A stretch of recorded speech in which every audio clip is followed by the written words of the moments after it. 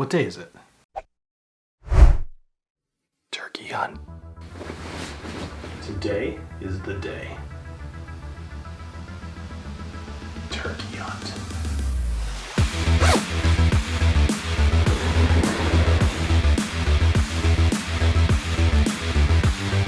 Let's bag us a rare breed. All right, everybody, we are gonna go hunt us some turkey. All right, so I've been out here a couple of hours. I just spotted the rare breed over there. Let's see if we can get him. Woohoo! That's a kill. Woo, we got ourselves a good one. So this here is the wild turkey, a rare breed. Nothing like drinking fresh from a bottle kill. All right, I'm gonna stop doing my insultingly bad southern accent. Yes, that's what that was attempting to be. This is wild turkey rare breed. So this is 116.8 proof, or 54 no, I'm sorry, I got that wrong. 116.8 proof, yeah, 58.4% ABV. Now this is the barrel strength version of pretty much everything that wild turkey puts out. They only have the one mash bill. They just do it at different proofs. So if you're getting wild turkey 81, it's 81 proof. 101, 101 proof. Barrel strength, 116.8. Now here's the thing, they say they don't cut it with water at all. But if you look, consistently, these bottles are 116.8. So unless they're being real good with the marrying of the different barrels that they're combining, I would be surprised if some water doesn't kind of lower the proof just a little bit. Anyway, so when we're talking about the rare breed here, this is a no-age statement, as I mentioned, although it's figured to be about 6 to 8 years of combined barrels. And it's about $35 to $40, depending on where you live. So in my mind, I compare this very heavily with the Wild Turkey 101.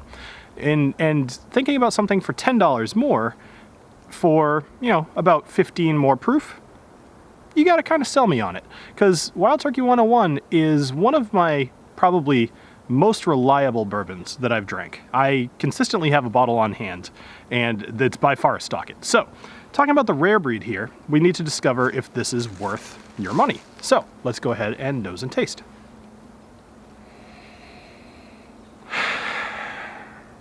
You know, being out in nature, nosing things, kind of forgot. You tend to smell nature, less so the whiskey.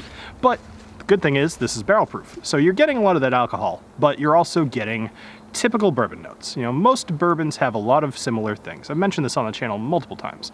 You're usually getting caramel, you're getting vanilla, you're getting oak, and then there's usually one or two other things that make that particular bourbon stick out.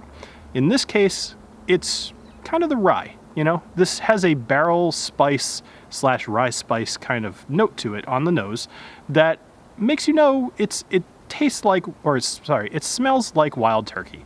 And if you've ever had wild turkey product, you know what I'm talking about. They have a very specific smell and taste to them. Speaking of taste, let's go ahead and give this some taste. Cheers. And cheers to the turkey. Happy Thanksgiving.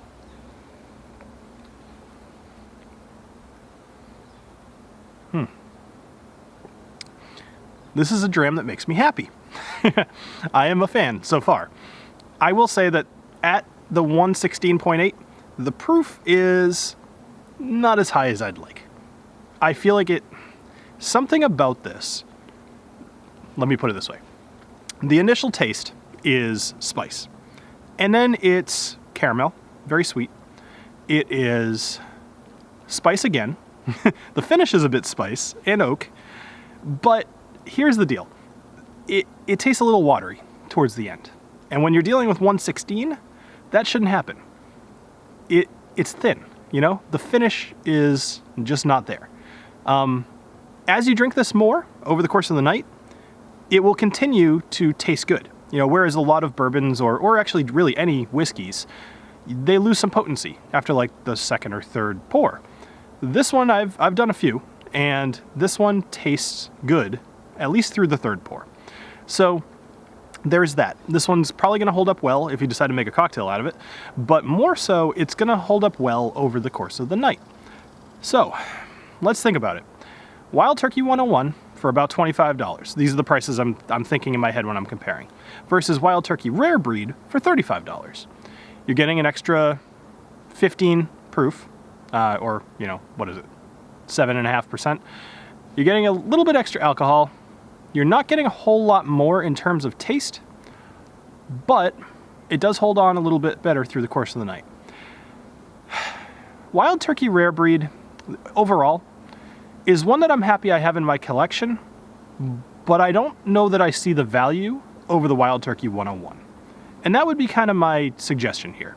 If you are deciding between the two, and money is a thing, go for the 101. You will absolutely not be disappointed. If you just kind of want to try it, maybe have all of the Wild Turkeys on hand, you will not at all be sad about buying this one.